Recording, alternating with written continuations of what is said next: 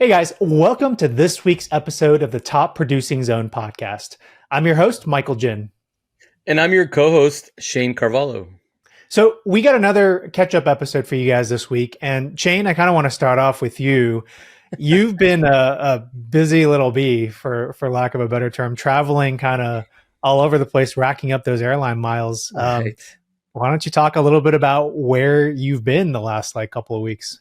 Well, I have, I've actually been traveling to warmer climates, or maybe I'm the curse that makes them warmer. But I spent a lot of time in like 105 to like 110 degree weather for the last couple of weeks. But so we've obviously been growing in LA, and I've been going down there for stuff and building the organization, and for personal reasons as well. So I've somewhat kind of established a secondary home down in the LA market, and so it's nice to be able to pop down there when I need to. We've been really growing there as far as agent count in that market, and I then from there I actually had the opportunity to meet up with my brother from North Carolina and his family. I met up with him in Vegas for a couple of days the weekend before last.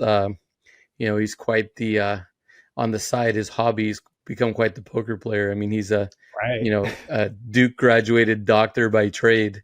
He works at Duke, and just I guess all that wisdom has converted into being a really good poker player. All the wisdom, all the stats, all the math, right? Right. No, he's really good with that stuff. But anyway, from there I went to the EXP Build conference, which it's an EXP conference, but it's not like a sanctioned EXP conference. It's like, one of our top agents, way up the food chain, puts it on every year. And it's usually in Dallas, but this year for the first time was in San Antonio.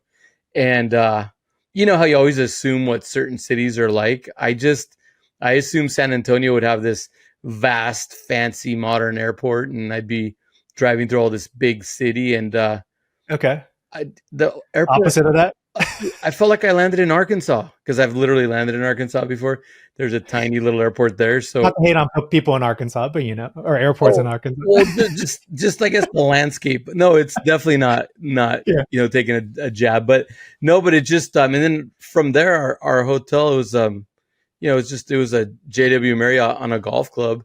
Beautiful property, humongous, probably 8,000 rooms, like huge convention center.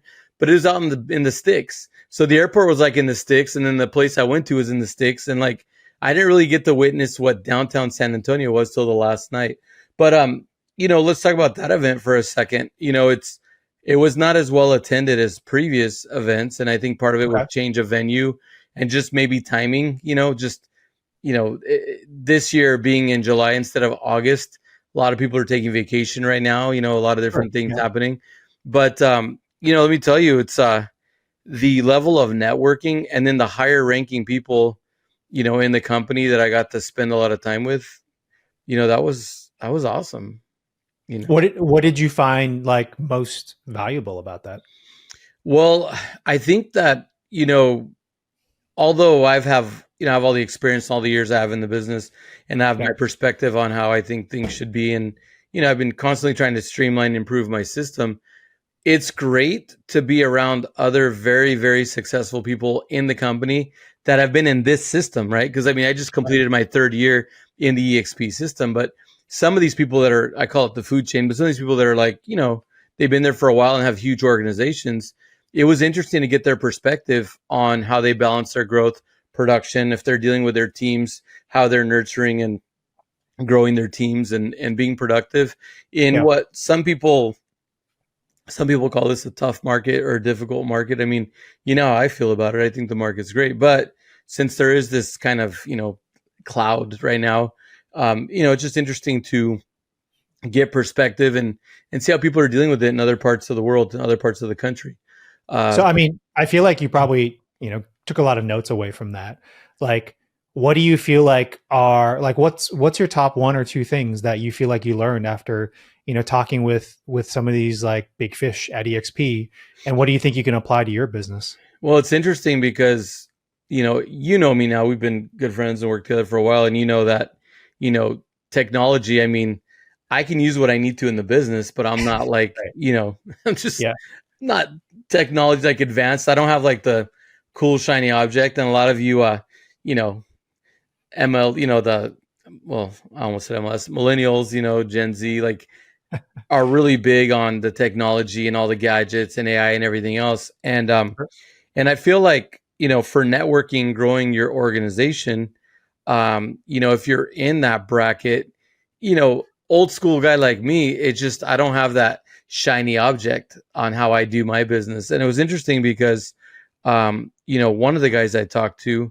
who I'm really glad I got to spend time and get to know him, Mhm. Chuck Fazio, one of the Yep. people I really got to know, who I had briefly said hi before. I never really dug in and got to know him. But, it was interesting because, the approach that I've been neglecting is all the experience and my journey. Like, share your journey, share your experience, like, connect with people in that way and quit feeling like you don't have the cool, shiny object. It was interesting.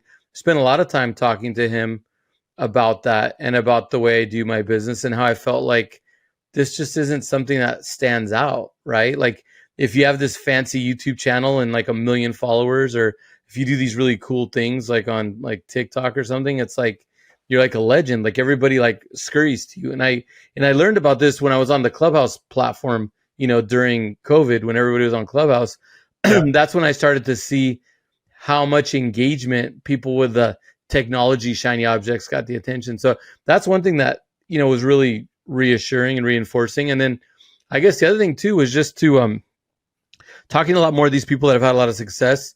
In speaking with them, they're just a lot more human than you assume, right? Like, when you see the size of organizations and where people are at, usually you think, okay, there's some kind of a freak, there's some kind of like, they're not human. And you think that they're just working day and night and don't have any kind of balance. But the calm demeanor and how these people sat, I was just like, wow. So I mean, those are two things that I definitely want to bring to my group. And I've already implemented changes coming back, and I'm looking forward to definitely the next step. And I'm anxious to get the EXPCon in October to see what I've changed and see how much progress I've made, and then to spend even more time with even more people. No, I think I think that's really cool, and thanks for sharing that. It is interesting. Like, I what you're saying about just kind of sharing your journey and putting yourself out there. Like, I can definitely resonate with that. And I mean, I think about like when I first started my real estate journey too. It's like, man, what is my niche? What is my thing?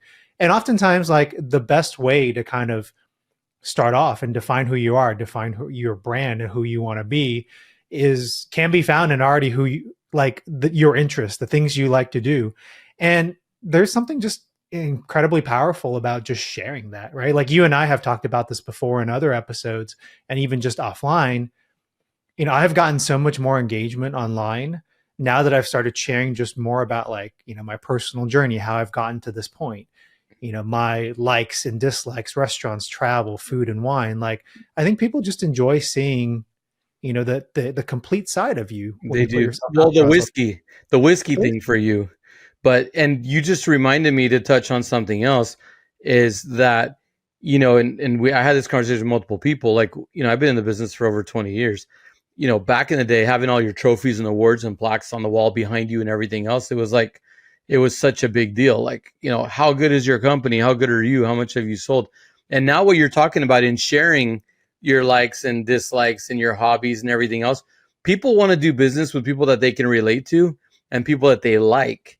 And yep. so by you and I both stepping out of our comfort zone and opening up more of our life, putting more out there and having these kind of conversations, I've had a lot more engagement. And honestly, like, I've seen a complete transformation on your side. Like, sometimes I see you now and I'm like, who is this guy? Because I still I'm not remember, like rigid and like, yeah, I still remember that 18-year-old looking kid like that was shaking with a phone in his hand trying to take a video. Like, oh, you thought I looked 18? Thank you. well, good genes, I guess, right? But no, I just no, I've seen a lot of progress. Just well, I think for a couple reasons. I think one, obviously repetition, you get better. But the other thing is that when you're really talking about things that you're passionate about, you're just super excited. Yep. You're able to just, you know, speak like, how do I say, like, you pretty much, well, you know me, I carry on pretty much with anything, but I just like, it's, you just want to keep, you get excited, you just want to keep putting it all out there. I mean, versus like if you're trying to like talk about like, oh, this is the tactical way we do this and everything, like that's just not exciting. You almost bore yourself when you talk about that. But when you like, you light up when you talk about things you like, and that gets people fired up, you know? Well, I think there's something I learned where it's like you have to stop trying to get everything right the first time around when you're putting yourself out on video, putting yourself out on social media. You really have to forget about trying to feel like you need to say the right thing all the time, or trying to get, trying to talk just for that soundbite. You know what I mean? And this is something like, I mean, I've had quite a few like new agents join me recently. And when I sit down with them and I talk with them about, okay, how do you start building your brand and start building your business? Like the first thing I tell them is like, go into your local market, anything, like document your journey. Like people want to see that. People want to see like how you start and then to see you grow and evolve because they can relate to that. And the other thing I tell them, and this is a lesson learned from myself too, is don't assume that just because you know something and you know something that you automatically everybody else out there is also going to know it, right? That's a dangerous assumption to have because a lot of times, like in the past, I would have stopped myself from recording something or sharing something, like even whiskey, because I'm like, oh, freaking everybody knows what like a single malt whiskey is, or freaking like everybody knows how to like set up something in Excel or create an all about you form in Excel or whatever it is, right? And it's interesting. Like once I started putting stuff out there, I began to realize like, oh wait, no, not everybody knows it. It's just maybe certain people around me in my group know it, but there are people out there that find what I have to say valuable. And I think, that's an incredibly strong like shift that happened to me that really helped me to get out there on social media.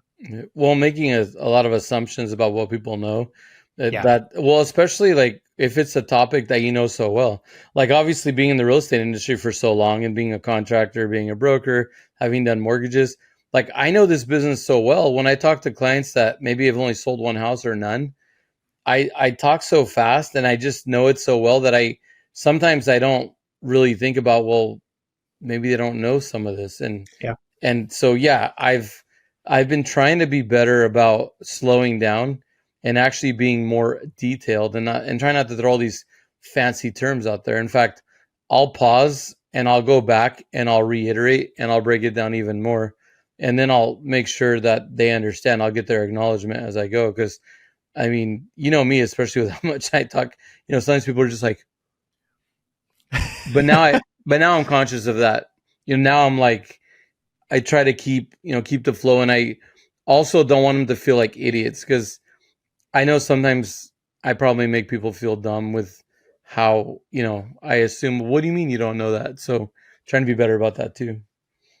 Yeah, I mean, it's something I learned when I was in corporate too. I think one time I heard someone say like, when you're trying to explain something, always like not, and I don't want to use the word dumb and down, but always like pretend like you're kind of talking to like a fifth grader or somebody that's younger, right? Because it forces you to use words and terms that everybody kind of understands and to try to simplify a concept. And I think like if you can simplify a concept and explain it to anyone down to that level, like at a very easy to understand level, that really shows how much mastery, how much knowledge you have in a particular topic. Is if you can explain it and just in a very easy to understand way. Yeah, no, I totally agree with you, and I mean, I can only imagine because you spend a lot of time in the corporate world. I can only imagine how you have to phrase and repeat and really spell it out, and then you also have to be careful because there's so many rules in your world. Well, what I hate in the corporate world is everybody starts talking in acronyms, and it just pisses me off. Because like everybody assumes you should know what the acronyms are when no one does. And it's just like, okay, like explain it to me like I'm a fifth grader. Like pretend I don't know anything about it. But I think a lot of times people will throw that stuff out there to make themselves sound smart, and they don't. Thanks for joining us for today's episode. Now, if you're watching on YouTube or streaming this on your podcast platform, if you could do us a favor, leave a comment down below and let us know where you're listening or watching the show from today. It greatly helps with the algorithm and helps us get reach out to more people who need or want to hear what we have to say. We greatly appreciate it.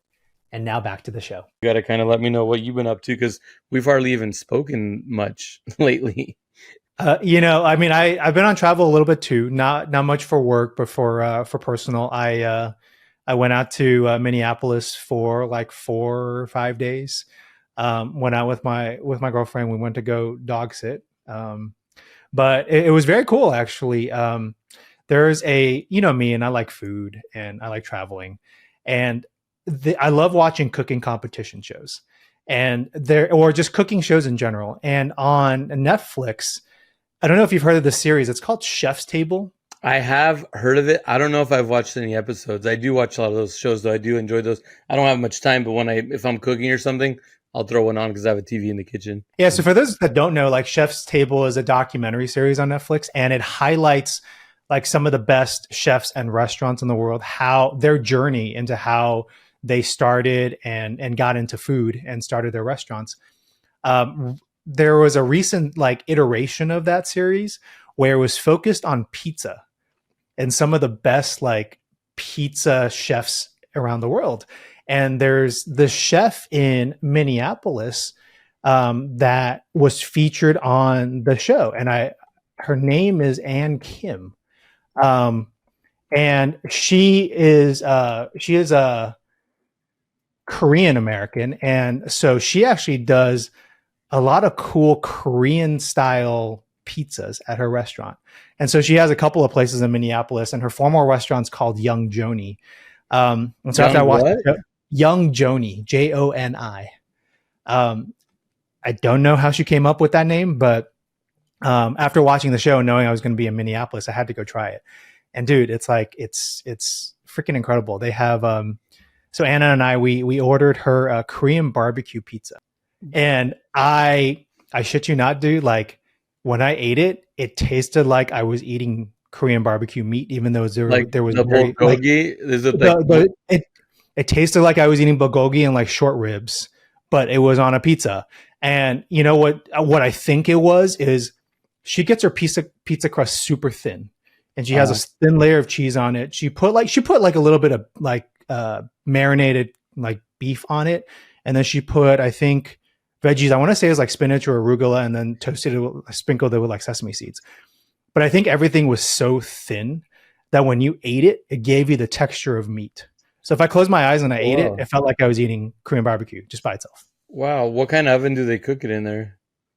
I think they have like I didn't see it. I'm assuming it's kind of like the oven, the fire brick like oven type like stove.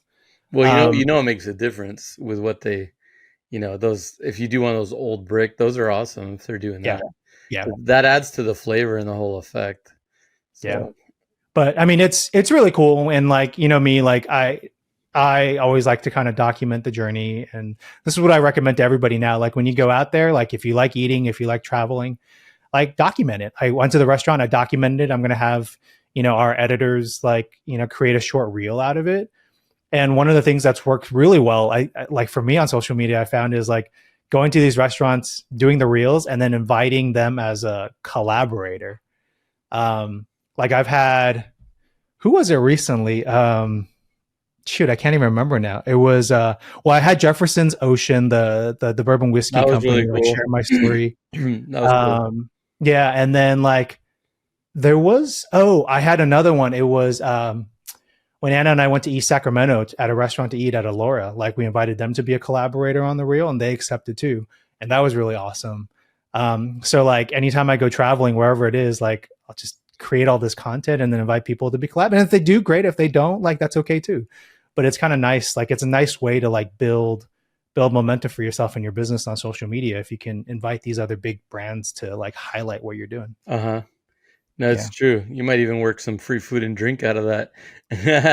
Maybe eventually, that'd be great. Awesome. Well, so I mean, I came back, from San Antonio, and then I was here for a couple of days, and then, I've become really good friends with, James Wang, the EXP, commercial president or Yep. commercial division president, and Yep. he reached out to me and said, "Hey, there's this event in LA. You Yeah. should come down. It's going to be, some leaders, discussing the market over the next 5 years, especially like multi-unit, industrial, commercial, etc."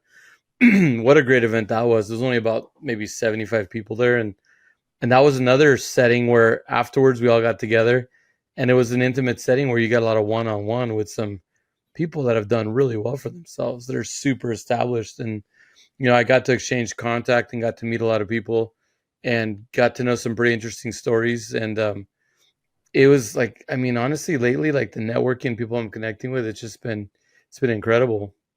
Incredible. And one of the guys I met with, he's so nice. He's willing to share all his stats and research and everything. He does really well going around the country, developing industrial and multi units and everything else. And he does all the research himself, and he's sharing all his Wow. research with me.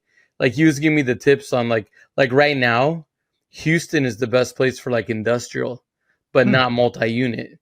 Right now, the best place for multi unit it's Tennessee, and Interesting. it's interesting like how he does all the research and everything. And so anyway, I was there for 24 hours, then I came back, and just been really busy here. I mean, I know everybody has their perspective on the market, but it's busy here. Like, I mean, I got people buying and selling. Like, we just got our other listing in contract yesterday, and then today I'm working with three of our clients that are buying. And I mean, it's busy. It's good. I'm happy. I mean, I know there's not a ton of inventory, but I love the fact that our clients they're not sitting on the sidelines in fear like a lot of people. They're moving right along, and I like to attribute some of that to just our stand on the market and how we are. You know what I mean? Because like some agents are on the sideline too, so it's like most of their clients won't budge. But if you're in the trenches like we are, our clients feel a little more comfortable wading out into the water. You know what I mean? And I like that because I feel like there's a lot of opportunity right now, both on the selling and buying side. Yeah. On the selling side, if you got turnkey property in a limited inventory market, that thing's selling pretty good. If you're a buyer and you're willing to get into something a little more rough that's not turnkey, it's been sitting on the market, there's not as much competition. I mean, Yeah. the seller will still do okay, but as a buyer, you'll get a little room to build a little sweat equity, which is great. Because at times the market doesn't give you that. At times you're overpaying to get what you want. Yeah. So in my opinion, it's more balanced right now. No, I mean, I would completely agree. And I think it kind of goes back to a concept like you and I have talked about. It's like, clients hire us to guide them, not the other way around, right?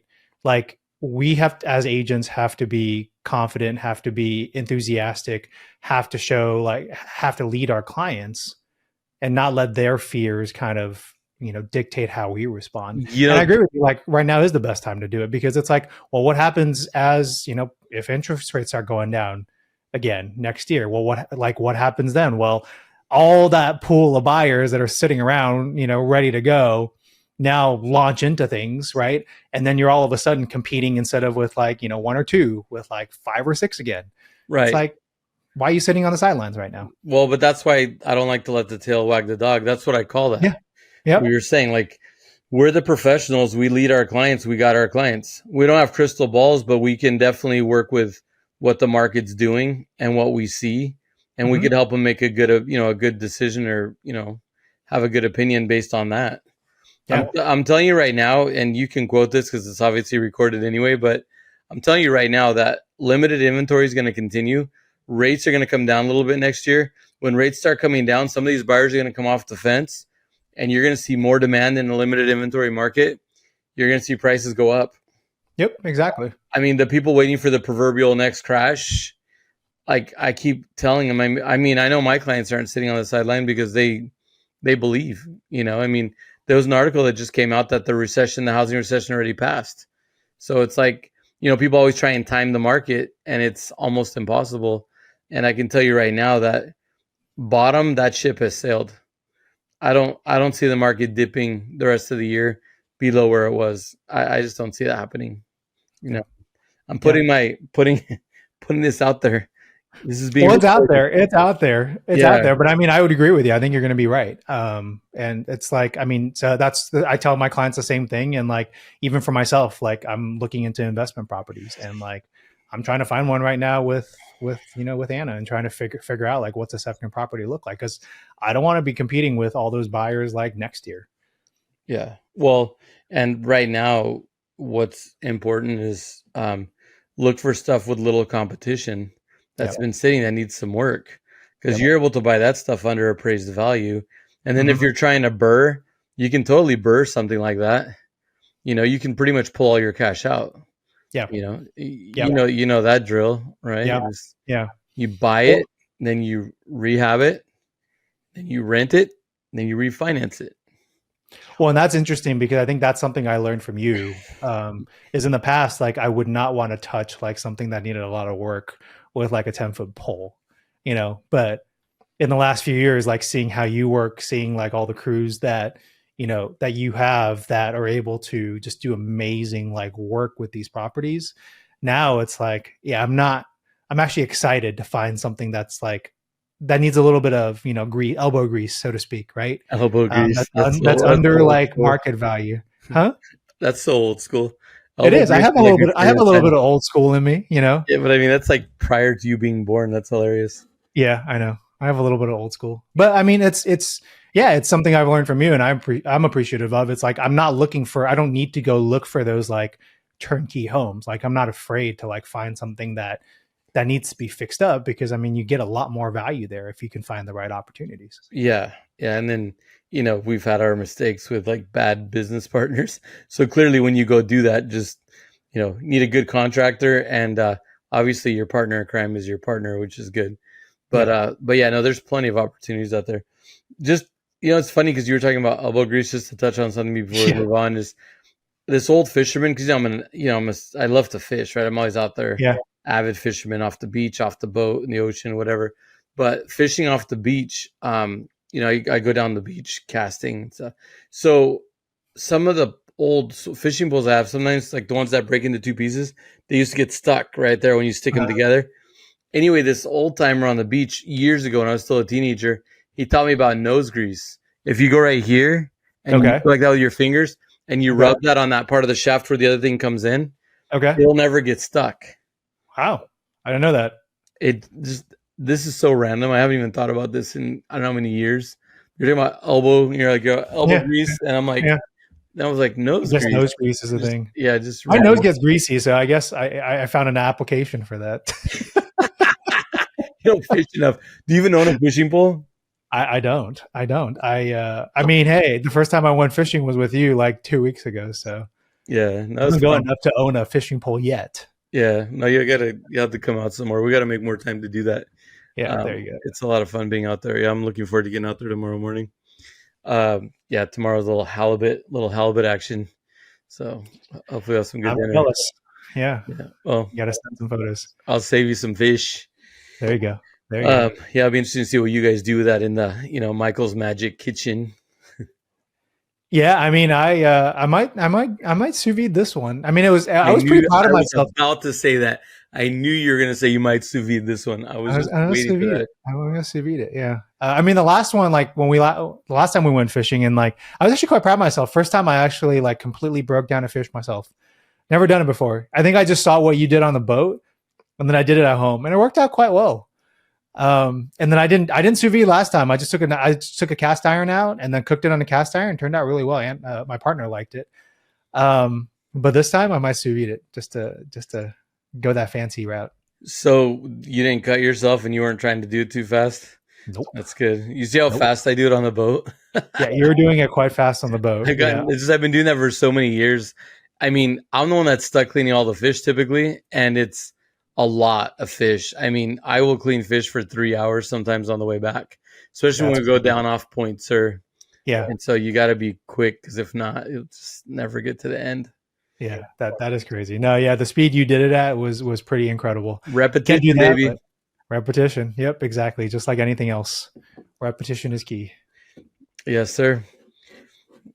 Well, I mean, on that, anything else you want to add, or you want to talk about for today, or? Well, looking forward, just with everything that has been happening and all the networking and everything, looking forward, I just, obviously I'm doing production, I'm enjoying production, but then, moving forward and what we've been doing the last months is I'm really excited about growth and Yep. continuing to grow, and building these relationships. Like I don't know, it's like all of a sudden, like since COVID, I just hadn't traveled a ton. We were locked down and I hadn't been out there networking and stuff. And so just a taste of this the last couple of months, because the last couple of months have been great, just has me super fired up to get out there again, go to Yep. events and network and get to know people, Yep. and really leverage that. Not just like when you go to a conference, take notes, you never look at them again, or just make Right. contacts, never follow up. Like I really want to start working that. And then, I'm also excited about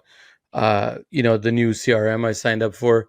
I'm excited to really get back to getting even more engaged with my database, because since I had my health issues and everything last year, I haven't been quite as engaged as I would like. And so yeah, I just going forward, I'm excited about all that, and I'm excited about the fact that they're going to come shoot the first season of the TV show.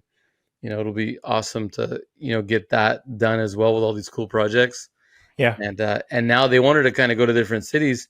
Now that we have a lot of stuff going on in some other big cities, we may have some different locations for our first season. Well, that's going to be very exciting. I'm definitely looking forward to that. And I agree. Like, oftentimes people go to these conferences. I go to these conferences. Sometimes you get pumped up, right? You feel that high energy. But to Oh your yeah. point, like, Oh yeah. if you come back and don't do anything, if you don't implement anything, then like it's a waste of your time. It's a waste of everybody's time. And that's standard for most people. Yeah. One thing too, aside from getting fired up, because you do get fired up, one thing that I like, even with this last one I was at, is that when you get the hair on the back of your neck to stand up, you know what I mean? Like that feeling, Yeah. like when you get kind of like the chills. Yeah. Yeah. I was moved by a couple stories, and that's another way of really getting like impassioned or fired up. So yeah, you got to start coming to more of these events. Like you travel plenty, but you don't come with me that often. I know. I gotta go out to these events and start meeting some folks like you do. Yeah, totally, Yeah. totally. Yeah. Well, I mean, there's EXP conference coming up in October, which I'm excited about. I think it'll be Kind of, great this year. Oh, kind at of, the end, early October this year. kind of. Oh no, I'm excited about it. I think it's just it's still like 2 months away, but You I'm just looking forward to it. you just kind of said that like in librarian tone. Yeah, there's gonna be this event, and I might. I was like, dude, I'm fired up, and I'm excited to see, like, as we've like our fellow Wolfpack brothers and sisters. I mean, as we continue to see each other and work together side by side, as the years go by, like I miss my family. Like they're just, a lot of these people have become like family, and I'm excited to see them. And then I'm also excited because it's going to be the first time I get to speak at a big event for the company. Yeah, And so that's going to be really cool. I'm Yeah. excited about that and having that experience, because I know some of our fellow colleagues have, and it's just always been a lot of fun, really good for the business, really good for networking, and it's great to give back. So excited about that. Yeah, I mean, and the fact that we've had so many agents join our team, like it's going to be great to see some of them in person. It's funny, we haven't met a good majority of them. We haven't met them in person, so that's going to be really, really exciting. And then, I mean, last year, it's crazy to reflect. Like 2 years ago, like our organization, the Wolfpack, was. I remember on stage taking that photo, and I think there was like 30 of us taking that photo. Last year, there were like hundreds. It was, over Yeah, 200, almost 300. yeah, Well, but the year before at Build in Dallas in yeah, 2021, there was only 12 of us. yeah, So yeah, the growth has been tremendous. Now we're almost 2,000. It's crazy. yeah, yeah. So it's going to be the photo this year is going to be pretty epic. So I expect that. I would say yeah, at least 500 if I yeah, had to guess. If I had yeah, to guess. And there's going yeah. to be a lot of Wolfpack hats fooling around. Oh yeah, there are. Yep. So all right, cool, man. Well, it's been great catching up with you, and look forward to all the exciting stuff that's going to come up for Yeah, both of us. man. No, it's good to catch up. It's crazy that it takes like getting in the studio to catch up these days. I know. But hey, busy is good. Busy is very good. Yeah, And no, we're both totally. like, whether it's short term or long term, we're both like kind of planting those seeds for just even better things to come. So, Yes, sir. all right. Well, thank you guys for listening, and we'll catch you on the next episode of the Top Producing Zone podcast.